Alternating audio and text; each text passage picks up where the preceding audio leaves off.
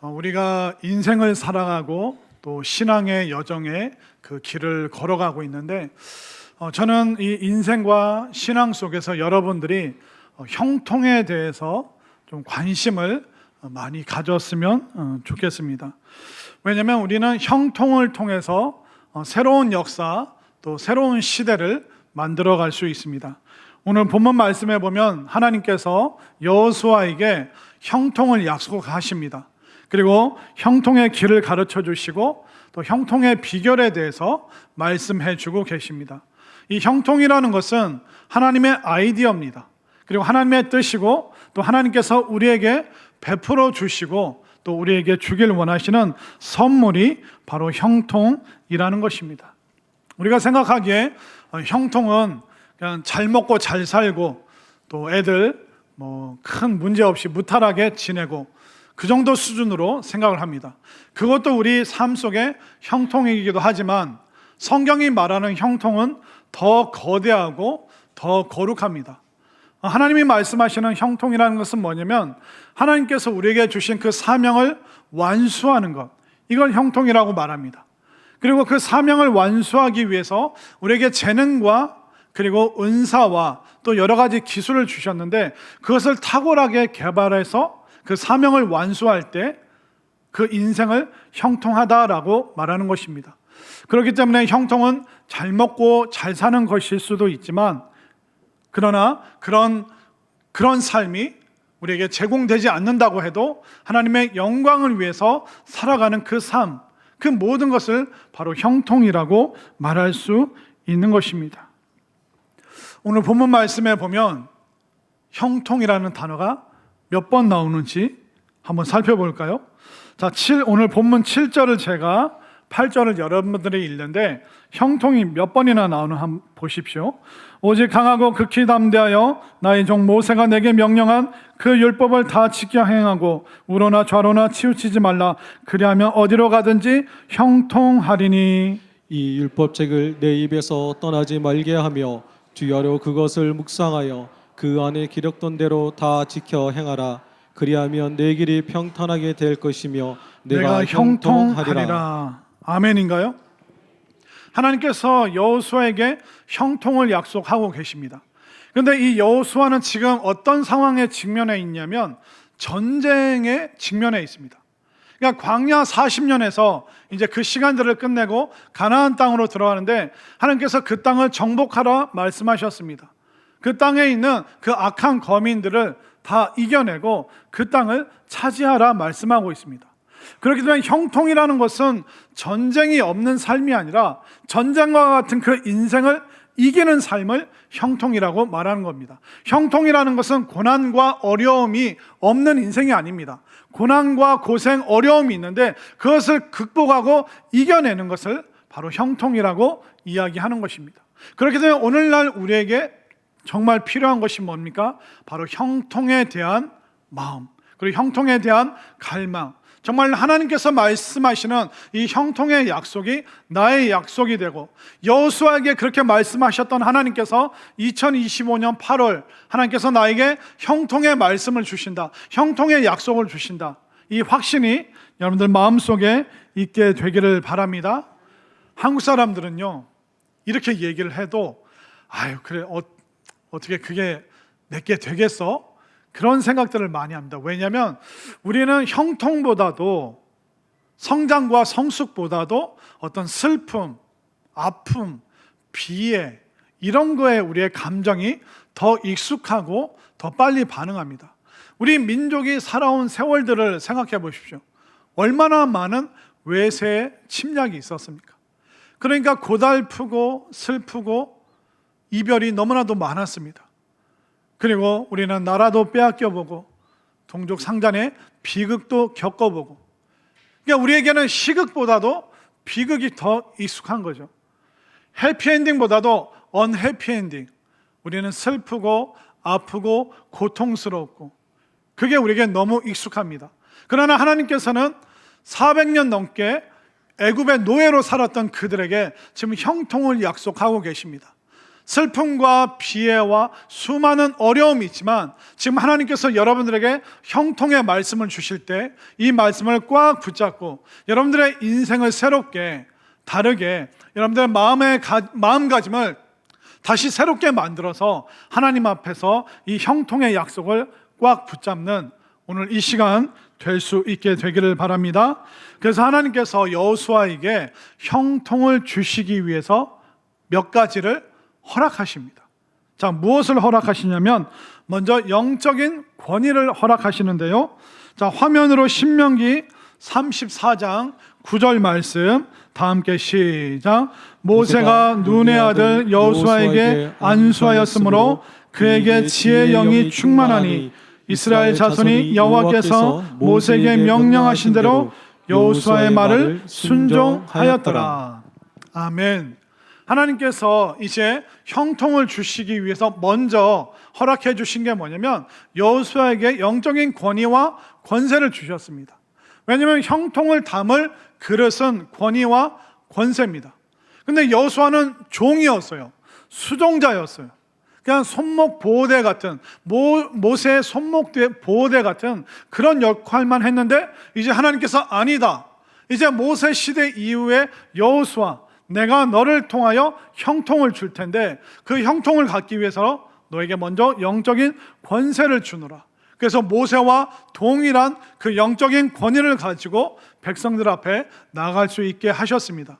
그렇기 때문에 여러분들이 나는 가난한데 나는 우리 일가 친척들이 보기에 나는 별 볼 일 없는데 아니요.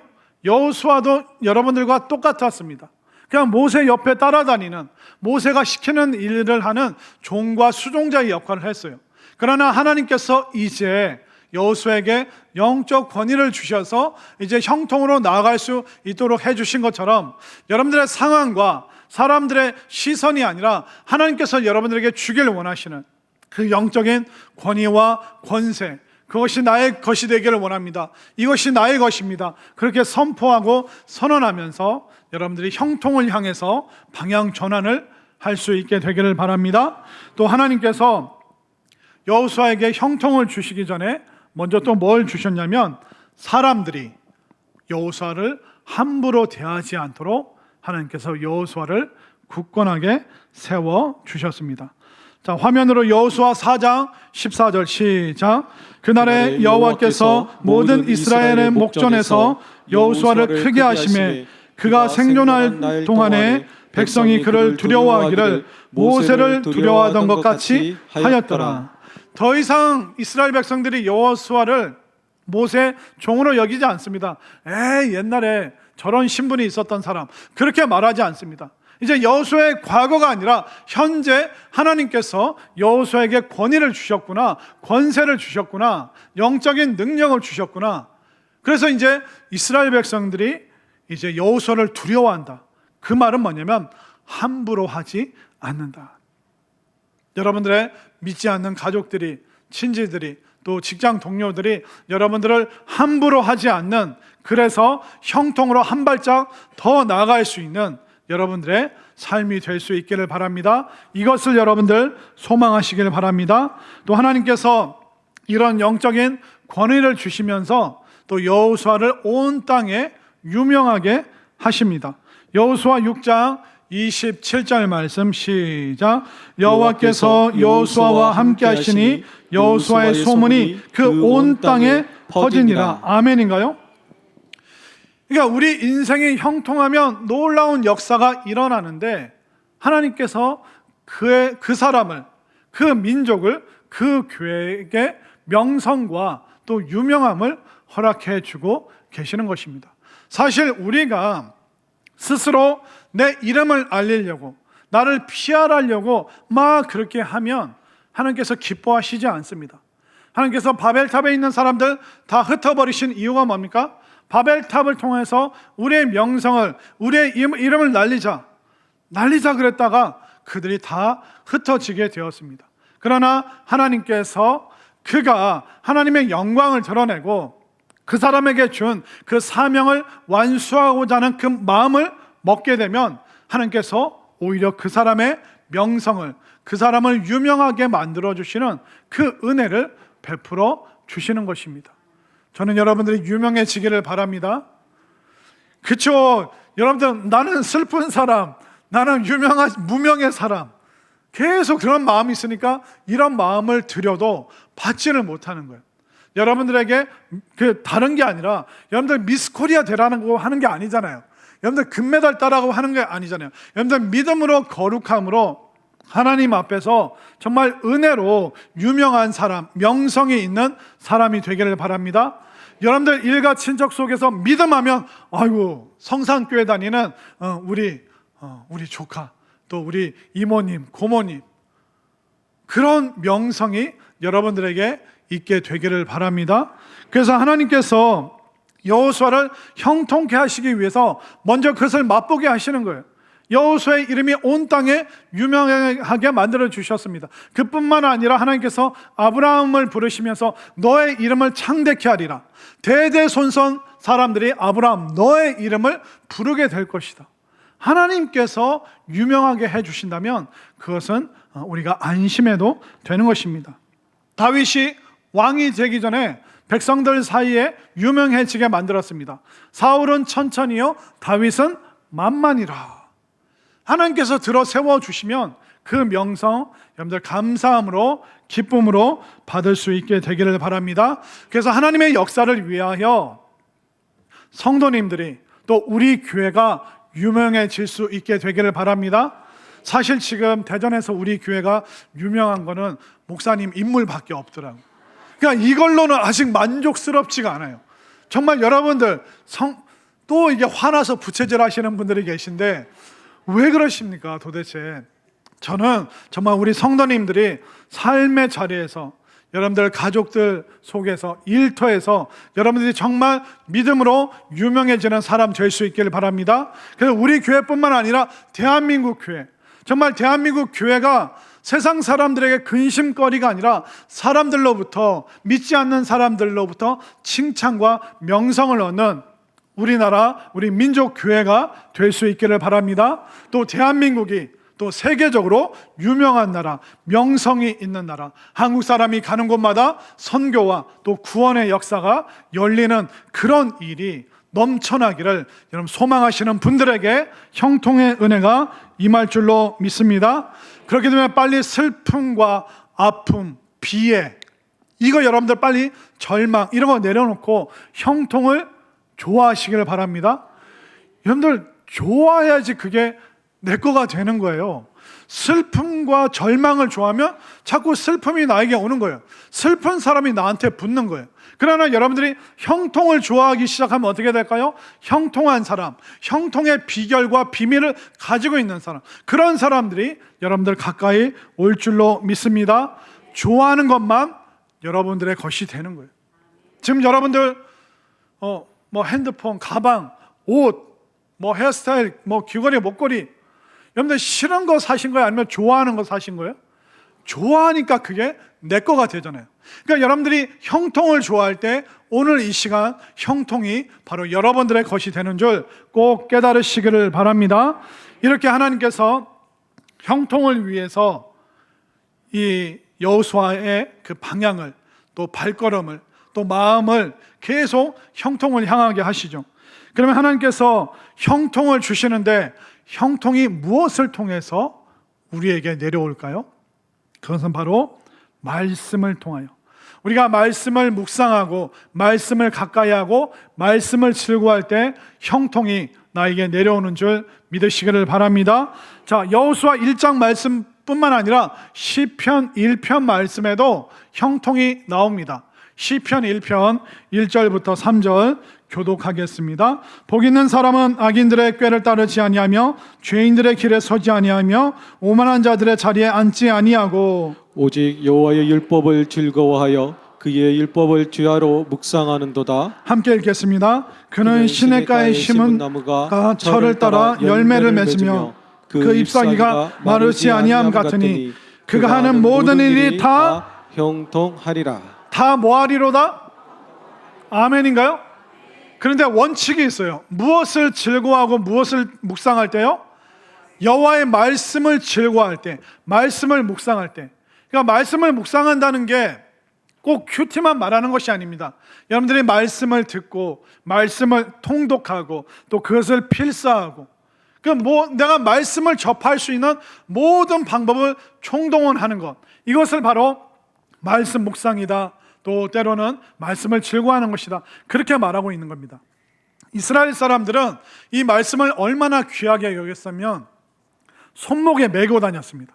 그러니까 하나님 말씀 여호수아 1장 9절을 손목에 메고, 우리가 시계를 보잖아요. 근데 이스라엘 사람들은 옛날에 시계를 본 게 아니라 여호와의 말씀을, 강하고 담대하라, 그 말씀, 직장 가면서 또 퇴근하고 집에 들어가면서 와이프를 만나기 전에 읽는 거예요. 강하고 담대하라, 강하고 담대하라. 그래야지 겨우 집에 들어갈 수 있으니까. 그러니까 오 주여 말씀을 계속 가까이 하는 게, 이게 바로 말씀을 묵상하는 거고 말씀을 즐거워하는 방법이라는 것입니다. 하나님께서 오늘날 우리에게 얼마나 좋은 미디어를 많이 주셨습니까? 여러분들 성경이 지금 다 여러분들 어디에 들어가 있어요? 핸드폰 안에 다 들어가 있잖아요. 그래서 여러분들이 그 유명한 목사님들 설교나 그 쇼츠 짧은 1분짜리 그 짧은 말씀들 보면 어떻습니까? 알고리즘이 또 말씀을 계속 나에게 추천해 주잖아요. 여러 다양한 목사님들.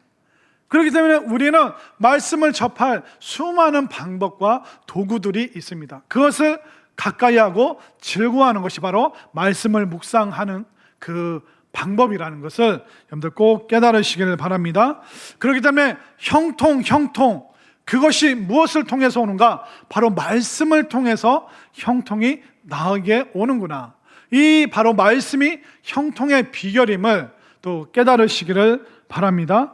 우리가 자꾸 이렇게 따라간다고 해서 그게 내 거가 되는 게 아닙니다. 복 받고 싶어. 복을 따라가는 것이 아니라 내가 복스러운 사람이 되면 복이 나에게 오는 거죠. 우리가 돈을 따라간다고 돈이 내 것이 되는 것이 아닙니다. 돈을 따라가는 것이 아니라 내가 복스러운 사람으로 서비스를 제공하고 복스러운 사람으로 내가 그 어떤 고객을 또 만나게 되고 또 복스러운 마음으로 영업을 하고 또 복스러운 마음으로 직장 생활을 할 때, 그것을 오히려 내가 제공을 할 때 돈이 나를 따라오게 되는 것이죠. 또 우리들 중에 그런 분들이 있습니다. 행복하기 위해서 결혼했어요. 그러니까 결혼하면 행복이 온다라고 생각을 합니다. 그러나 그런 방식으로, 그러니까 결혼해서 행복이 나에게 오는 게 아니죠. 어떤 방법일까요? 상대의 행복을 나의 행복으로 삼을 때 그때 행복이 찾아오는 것입니다. 그러니까 서비스를 제공해야 돈이 오는 거죠. 내가 복스럽게 사람을 대해야지 복이 나에게 오는 것입니다. 이 사람과 결혼하면 나 행복해질 거야. 이 사람이 나에게 행복을 제공할 거야. 그럴 수 있는 사람 이 땅에 아무도 없습니다. 안 되는 거 아시잖아요. 그렇기 때문에 이 사람을 통해서 나에게 행복이 오는 게 아니죠. 내가 이 사람을 행복하게 만들어줄 때 그 행복한 모습을 보면서 나에게 행복이 오는 거죠.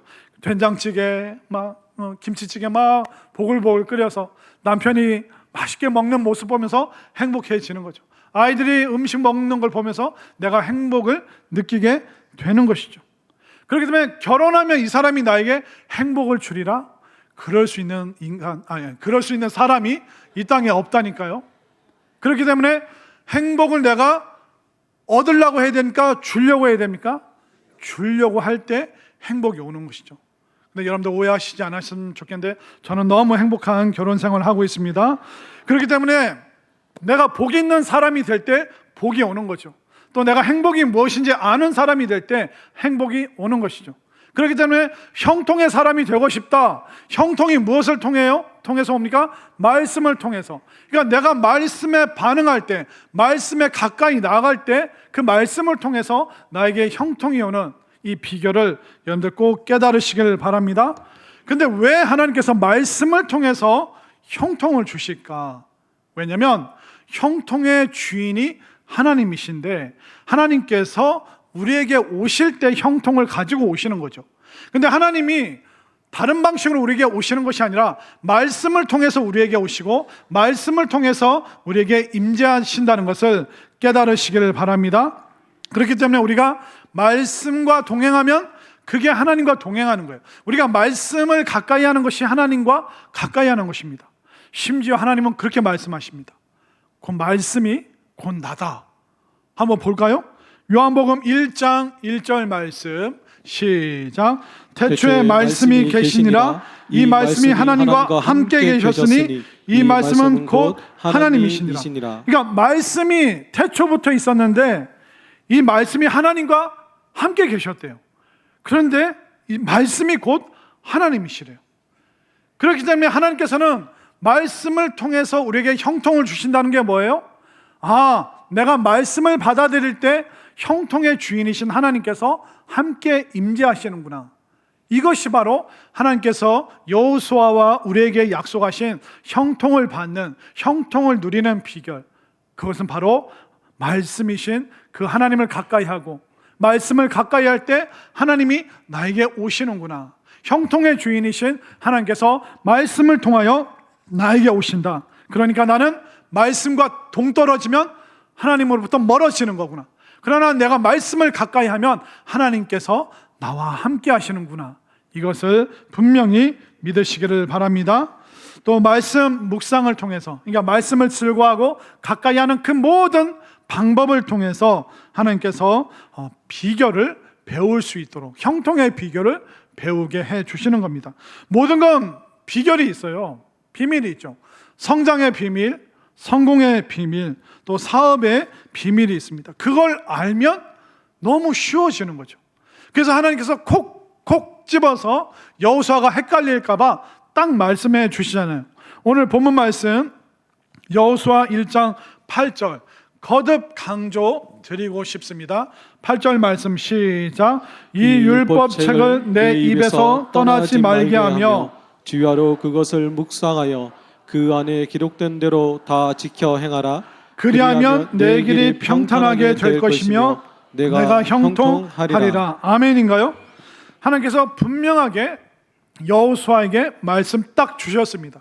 그렇기 때문에 우리도 형통의 비결을 다른 데 가서 찾는 것이 아니라 바로 하나님 말씀이구나. 이 말씀을 붙잡고 가까이 하고 묵상하고 사랑하고 즐거워하고, 여기에 바로 형통의 비밀이 있구나. 말씀을 여러분들 가까이 하시기를 바랍니다. 자, 이렇게 우리가 하나님이 주시는 이 말씀을 가까이 하잖아요. 말씀을 묵상하잖아요. 그러면 어떤 은혜들이 넘칠까요? 먼저 첫 번째는 우리에게 승리 의식을 갖게 합니다. 여러분들 한번 생각해 보세요. 나는 패배 의식에 익숙한가? 승리 의식에 익숙한가? 인생은 어차피 전쟁입니다. 여호수아만 전쟁하는 것이 아니라 우리와 우리 자녀들이 다 전쟁하고 있죠. 입시 전쟁, 취업 전쟁. 그리고 여러분들이 사업을 해도 직장을 다녀도 경쟁 업체가, 경쟁 국가가 얼마나 많습니까? 인생은 전쟁이라는 겁니다. 그러면 이 인생의 전쟁에서 중요한 게 뭘까요? 패배 의식을 뛰어넘어서 승리 의식. 그 승리의 마음이 나의 마음이 될 때 우리 인생은 전쟁을 피하는 것이 아니라 전쟁을 이겨내는 인생이 될 수 있습니다. 그래서 하나님께서 이스라엘 백성들에게, 모세에게, 여호수아에게 계속 말씀을 통해서 승리 의식, 그러니까 400년 넘게 노예로 패배 의식에 젖어 있었던 그들을 승리하는 사람으로 만들기 위해서 먼저 승리 의식을 주시는데, 말씀을 통해서 이 승리 의식이 들어온다는 거예요. 자, 화면으로 출애굽기 17장 14절 말씀 시작. 여호와께서 모세에게 이르시되 이것을 책에 기록하여 기념하게 하고 여호수아의 귀에 외워 들리라. 내가 아말렉을 없이하여 천하에서 기억도 못하게 하리라. 아멘. 책에 기록하여 기념하라. 책에 쓸 뿐만 아니라 여호수아의 귀에 계속 얘기해서 승리의식을 말씀을 통해서 불어넣어줘라. 이 승리의식을 갖고 있을 때 내가 아말렉을 이기는 것을 너희들에게 보여주리라. 그렇기 때문에 좌절, 아픔, 애통, 비통, 그게 아니라 패배의식이 아니라 승리의식을 말씀을 통해 여러분들 받을 수 있게 되기를 바랍니다. 습관이 되면 그렇게 살아버리는 거예요. 자꾸 실패가 습관이 되면 승리할 수 있는데, 승리의 조건이 있는데도 자꾸 주저앉아 버리는 거예요. 여러분들 실패가 습관이 아니라 승리하는 것이 여러분들의 습관이 될 수 있기를 바랍니다. 그리고 우리가 말씀 묵상을 하잖아요. 말씀을 가까이 하잖아요.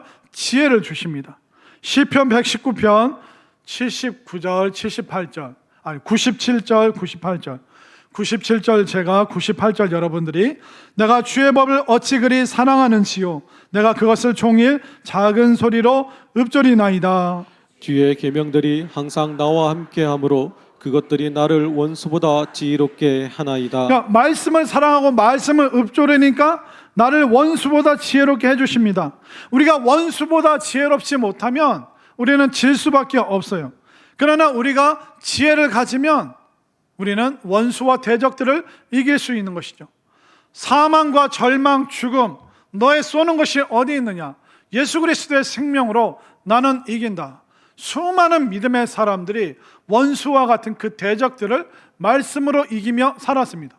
그러니까 우리도 인생을 이길 수 있는 그 지혜가 어디서 오느냐? 바로 말씀에서 온다라고 말해주고 있잖아요. 우리가 말씀을 통해서 지혜를 얻으면 뭘 얻게 될까요? 분별력이 따라옵니다. 그리고 적을 알고 나를 알게 됩니다. 인생에 대해서 통찰이 생깁니다. 여러분들, 이 말씀이 무슨 이야기입니까? 믿음의 사람들 이야기. 그들이 믿음이 없었을 때 어떻게 패배했는가? 그러나 패배 중에 믿음을 가졌을 때 그들이 어떻게 승리했는가? 그러니까 믿음의 사람들이 어떻게 살았는지 보면서 사람이 보이는 거예요. 성경을 보면서. 그리고 인생사가 보이는 것이죠. 너무 교만할 필요도 없고 너무 좌절할 필요도 없구나. 인생을 보는 지혜가 바로 말씀을 통해서 오는 것이죠. 그렇게 인생을 보다 보면 우리가 천국까지 보이게 되는 것이 바로 말씀을 통해서 얻는 지혜입니다. 말씀을 보면 우리 인생사의 모든 현상들이 보입니다. 왜 이런 고통과 아픔과 절망이 있는가?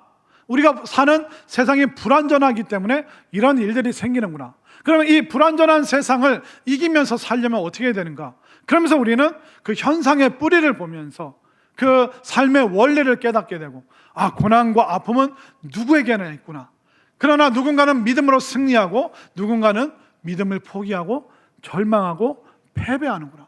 그럼 나는 이 기로에서 무엇을 선택할 것인가? 나는 승리의식을, 하나님 주시는 지혜와 통찰을 나는 말씀을 통해서 선택하리라. 이 지혜가 지금 여러분들에게 충만하게 임할 수 있게 되기를 바랍니다.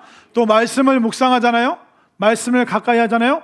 우리에게 담력이 생기기 시작합니다. 이는 마음 약해지면 안 돼요. 마음 약하면 애인 또 못 잡아요. 찬송가 그거 있잖아요. 마음 약해서 잡지 못했네. 이거 어디서 나온 복음성가인가요? 유행가요? 죄송합니다. 마음 약하면요 아무것도 못해요. 전쟁도 결국은 신경전이에요. 신경 쓰이게 하는 거예요. 겁을 주는 거예요. 무섭게 하는 거예요. 여러분들, 세상이 여러분들 얼마나 무섭게 합니까? 여러분들 이렇게 그 뉴스를 봐도 우리 대한민국의 미래가 어떻다, 인구가 줄어들고 있다, 소멸한다, 이러다 대한민국이 사라지고 멸망한다. 계속 세상은 좋은 얘기 안 합니다. 여러분들 무섭게 하는 이야기만 합니다. 여러분들 신경을 곤두서게 하는 이야기만 합니다. 이 전쟁에서 우리가 지면 안 되는 거예요. 우리의 마음이 지면 안 되는 거예요. 근데 우리가 말씀을 보잖아요. 자꾸 담력이 생기는 거예요. 오늘 말씀이 뭐라고 말하고 있습니까? 7절 말씀을 보십시오. 여호수아 1장 7절. 오직 강하고 극히 담대하여. 또 9절로 가보십시오. 내가 내게 명령한 것이 아니냐. 강하고 담대하라. 두려워하지 말며 놀라지 말라. 그러니까 말씀을 보니까 담력이 우리에게 생기는 거잖아요. 그러니까 담력이라는 것은 우리 몸이 육체가 우람하다고 담력이 생기는 게 아니에요. 바로 우리의 내면의 의식 속에 이 말씀이 강하고 담대하라, 이 말씀을 내 말씀으로 받아들일 때 담력이 생기고 세상을 이길 수 있는 힘이 그때부터 생기는 줄 믿으시길 바랍니다. 두려우면 아무것도 못해요. 두려우면 학교도 못 다니고 직장도 못 다니고 알바도 못 합니다. 그렇기 때문에 오늘날 우리가 이겨내야 될 게 뭐예요? 두려움이에요. 두려움을 이길 수 있는 게 뭐예요? 담력이에요. 담력이 어디서 온다고요? 바로 하나님 말씀에서 강하고 담대하라. 놀라지 말라, 떨지 말라. 하나님께서 말씀으로 우리에게 담력을 주시잖아요. 그렇기 때문에 이 말씀 묵상을 통해서, 말씀을 통해서 담력을 한아름 여러분들 받을 수 있게 되기를 바랍니다. 또 우리가 말씀을 가까이 하고 말씀 묵상하잖아요. 정도, 바른 길을 걸어갈 수 있습니다. 우리가 바른 길 걷지 못하게 유혹하는 게 얼마나 많습니까? 자꾸 우리를 조급하게 만들잖아요. 지름길로, 샛길로, 나쁜 길로 가라고 자꾸 우리를 유혹하잖아요. 그러나 성경은 좌로나 우로나 치우치지 마라. 다시 말해서 집중하고 한 우물만 파라. 좁은 길이지만 네가 이 믿음의 길을 선택해라. 그러니까 우리가 말씀을 보면 나쁜 길이 아니라 바른 길, 정도를 걸을 수 있게 해주시는 거예요. 그럼 우리가 정도, 바른 길을 걸으면 어떻게 될까요? 우리가 없어지나요? 아닙니다. 우리는 더 밝아집니다.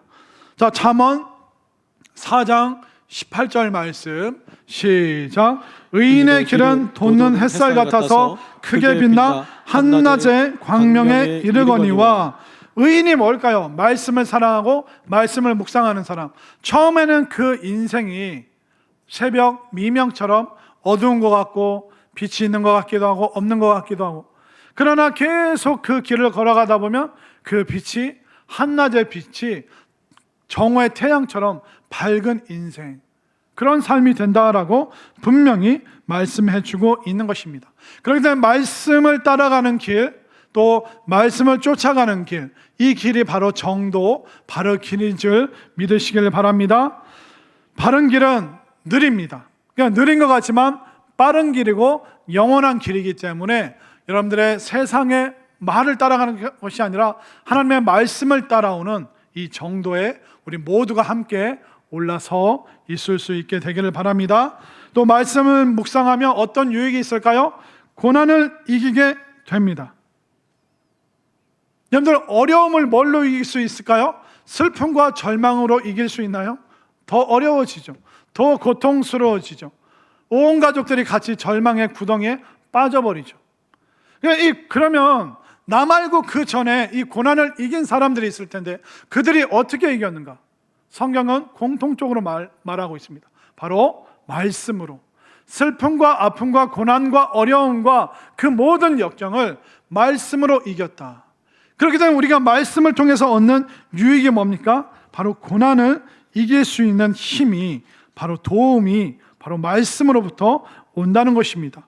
자, 시편 119편 92절 말씀 시작. 주의 법이 나의 즐거움이 되지 아니하였다면 내가 내 고난 중에 멸망하였으리이다.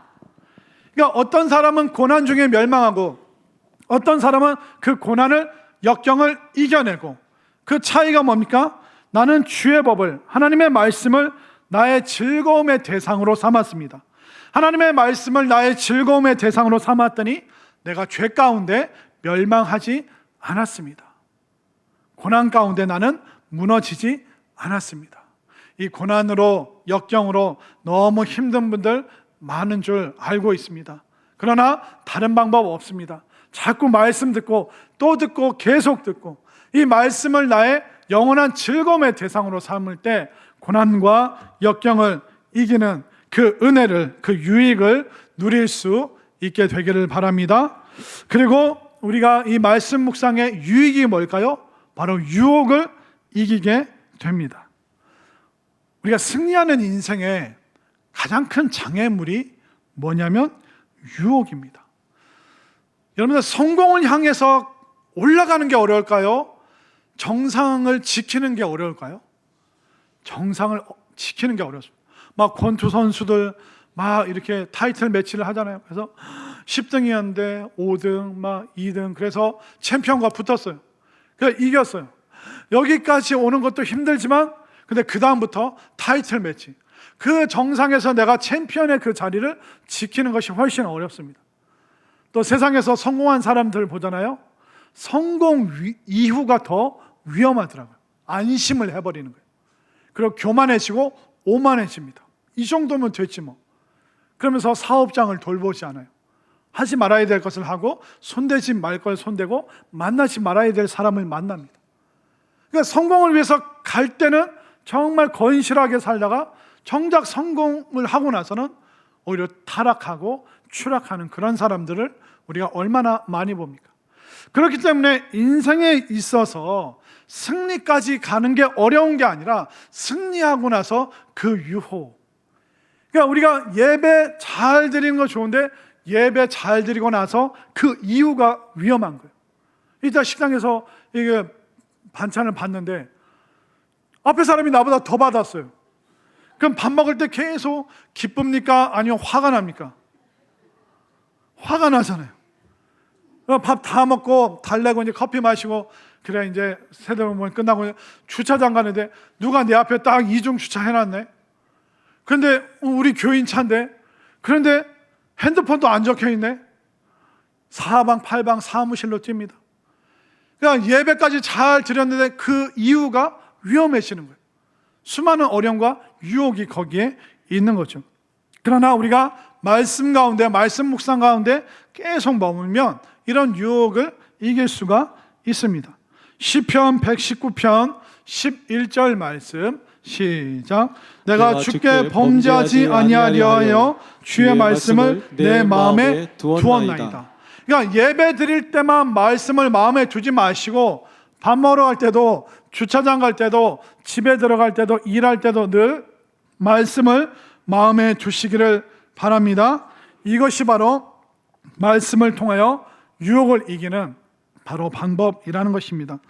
그렇기 때문에 저는 여러분들이 말씀을 가까이 하고 생활을 하셨으면 좋겠어요. 목사님 어떻게 말씀 묵상을 합니까? 어떻게 말씀을 즐거움의 대상으로 삼습니까? 어떻게 말씀을 자주 보고 읽고 그렇게 할 수 있습니까? 제가 몇 가지 방법을 알려드릴게요. 먼저 여러분들 말씀을 사랑하시면 돼요. 목사님 그게 쉬운가요?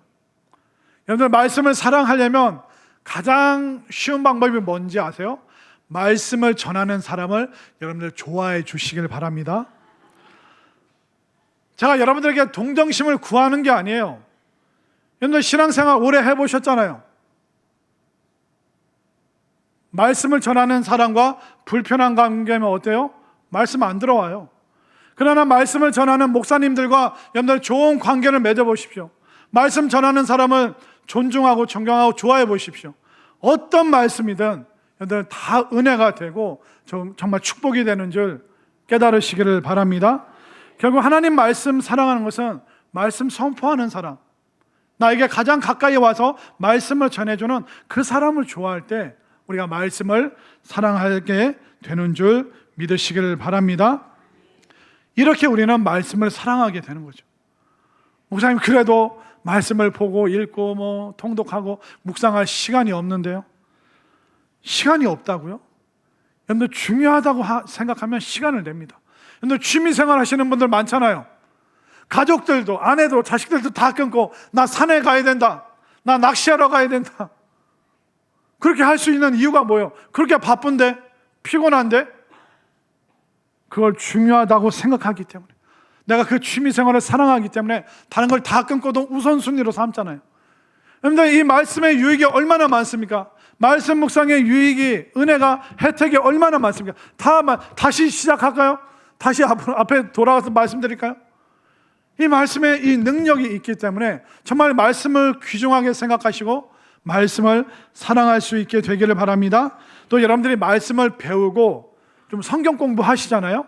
그러면 이 말씀이 더 가까워지게 됩니다. 우리가 뭘 해도요, 좀 뭘 알아야 이게 재밌어지는 거예요. 여자분들은 축구, 야구 별로 안 좋아하시잖아요. 제 아내도 야구를 전혀 모릅니다, 운동을. 그런데 처음에 대전 와서 저한테 그러더래요. 화나라는 야구팀이 있대요. 화나. 그게 무슨 말인? 처음에 제가 못 알아들었어요. 지금 대전 분들은 지금 알아들었죠. 그러니까 오래 전에는 대전 시민들이 화가 나 있었대요. 어떤 야구팀 때문에. 근데 요즘에는 화나가 아니라 뭐예요? 한화, 이글스. 와, 독수리처럼 지금 막 엄청나게 비상하고 있잖아요. 그러니까 대전에 오니까 자꾸 이제 야구 얘기를 듣다 보니까 제 아내도 하나씩 알아지는 거예요. 야구 선수 이름도 알게 되고 또 아이들이 뭐 언제 야구장을 가고 야구장 가서 뭐 응원을 어떻게 하고 안타를 치면 또 도루를 하면 어떻게 된다. 점점 알게 되니까 제 아내도 그 야구를 좋아하기 시작하더라고요. 그러니까 모를 때는 재미가 없어요. 근데 하나씩 알게 되면 어떻습니까? 재밌잖아요. 새로운 세계가 열리잖아요. 이 말씀도 똑같아요. 우리 목사님들이 그 성경 공부 또 뭐 세미나 이런 걸 열면 여러분들 적극적으로 열심히 여러분들 배우시길 바랍니다. 알면 배우면 그때부터 재밌어지는 거예요. 그렇기 때문에 모든 이 기회가 있을 때마다 여러분들 말씀을 가까이 하시길 바랍니다. 그리고 우리가 이렇게 말씀을 가까이 하잖아요. 성령님께서 우리를 도와주십니다. 네가 잘하나 못하나 보자 안 그러셔요. 우리를 도와주셔요. 자, 요한복음 16장 13절 말씀 시작. 그러나 진리의 성령이 오시면 그가 너희를 모든 진리 가운데로 인도하시리니 그가 스스로 말하지 않고 오직 들은 것을 말하며 장래일을 너에게 알리시리라. 성령님께서 알려주신다는 거예요. 우리 인생이 어떻게 흘러가는지 어디로 가고 있는지 알려주신다는 거예요. 그렇게 되면 우리가 말씀을 가까이 하잖아요. 그러면 생애상 학력이 짧아도 우리 인생을 통달하는 지혜로운 사람, 승리하는 사람, 성공하는 사람이 될 수 있어요. 그렇게 되면 목사님 저는 배움이 짧은데 아무 상관없습니다. 성령님께서 말씀을 통해서 여러분들에게 은혜를 주시면 정말 모든 것을 여러분들 이해하고 통달하고 이길 수 있는 그 은혜를 주시는 줄 믿으시길 바랍니다. 그렇기 때문에 성령의 은혜를 받는 방법도 뭐라고요? 바로 말씀을 가까이 할 때. 그런데 말씀을 멀리 하잖아요. 말씀과 동떨어지잖아요. 어떻게 되는지 알려드릴까요? 다음 주에 알려드릴까요? 다음 주에? 오늘 알려드릴게요. 너무 느긋하셔. 말씀과 동떨어지면 어떻게 되는지 볼까요? 마지막으로 사무엘상 15장 26절 시작. 사무엘이 사울에게 이르되 나는 왕과 함께 돌아가지 아니하리니 이는 왕이 여호와의 말씀을 버렸으므로 여호와께서 왕을 버려 이스라엘 왕이 되지 못하게 하셨음이니이다 하고, 왕도 말씀을 가까이 하지 않으면 버림받는다. 사울 왕, 당신은 왕이 되지 못합니다. 여호수아는 종이었잖아요. 하인과 같은 신분이었잖아요. 그러나 말씀을 가까이 하고 말씀을 묵상하고 말씀을 즐거워하고 말씀을 꽉 붙잡으니까 그가 모세와 같은 영적 권위를 받습니다. 그리고 그가 담대하고 승리의식과 지혜를 가지고 백성들을 이끄는 역할을 했어요. 말씀을 가까이 하니까 점점점 승리의 세계로 가잖아요. 그러나 사울은 왕으로 시작했지만 말씀과 동떨어지니까 하나님과 멀어지잖아요. 하나님과 멀어지니까 왕의 자리에서도 멀어지잖아요. 내 인생 왜 이렇게 어렵고 힘들고 고달픈가? 인생은요, 날이 갈수록 쉬워질 수 있습니다. 그 방법이 뭡니까? 내가 말씀을 정말 사모하며 가까이 하고, 하나님이 말씀으로 나에게 임재하시는구나, 말씀으로 나에게 역사하시는구나, 이 말씀으로 나는 살아난다, 이 말씀이 나를 살린다, 이 확신 가지고 담대함 가지고 우리가 말씀을 가장 사랑하는 우리 모든 성산의 믿음의 식구들이 되어주시기를 간절히 소망합니다.